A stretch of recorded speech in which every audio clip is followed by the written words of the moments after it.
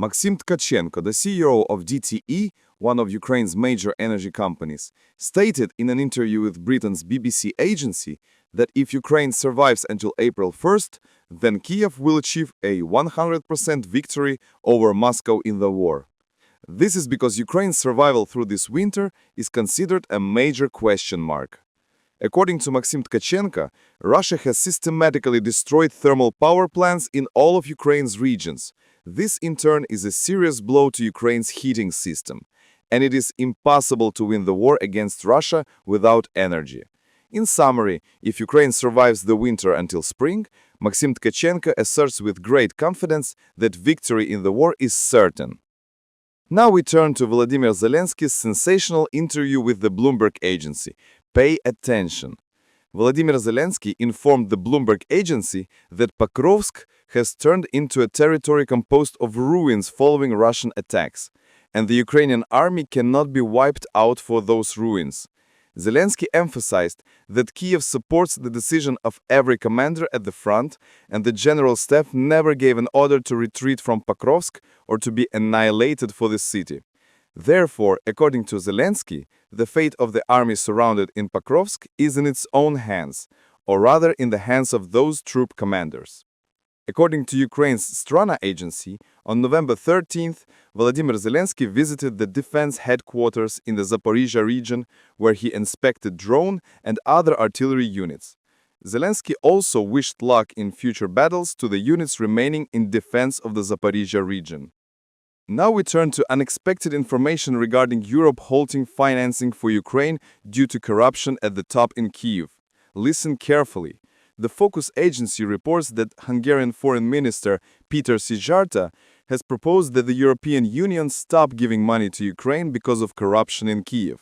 According to Peter Szijjarta, Brussels is knowingly throwing its budget money into the fire, and corrupt Ukrainian leaders are stealing that money and fleeing to other countries. The country, meanwhile, remains in the quagmire of crisis.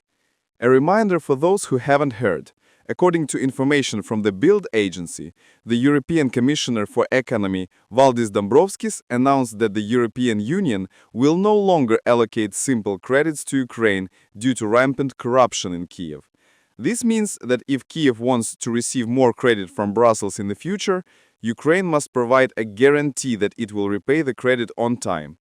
This guarantee could be reportedly its mineral wealth or energy resources. In short, the hundreds of millions of dollars stolen by Zelensky's cronies have cost all of Ukraine dearly. Now we will touch on information about former German Chancellor Olaf Scholz dissolving parliament for Ukraine.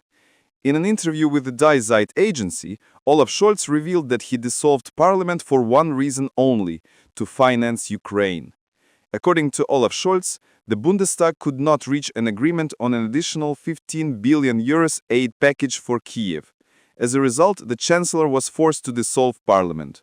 We remind you that Germany's current Chancellor, Friedrich Merz, has decided to sharply reduce the amount of money paid to Ukrainian refugees. The Bild agency clarified that until now the German government gave 563 euros per month to each Ukrainian refugee, and now the aid amount will be 180 euros. At this point, we move to news related to the United States not imposing a single new sanction on Russia. According to information from the Washington Post agency, U.S. Secretary of State Marco Rubio announced new information regarding sanctions to the whole world on November 13th.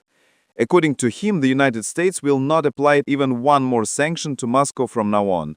This is because the White House has no sanctions left to apply, and now it is Brussels' turn.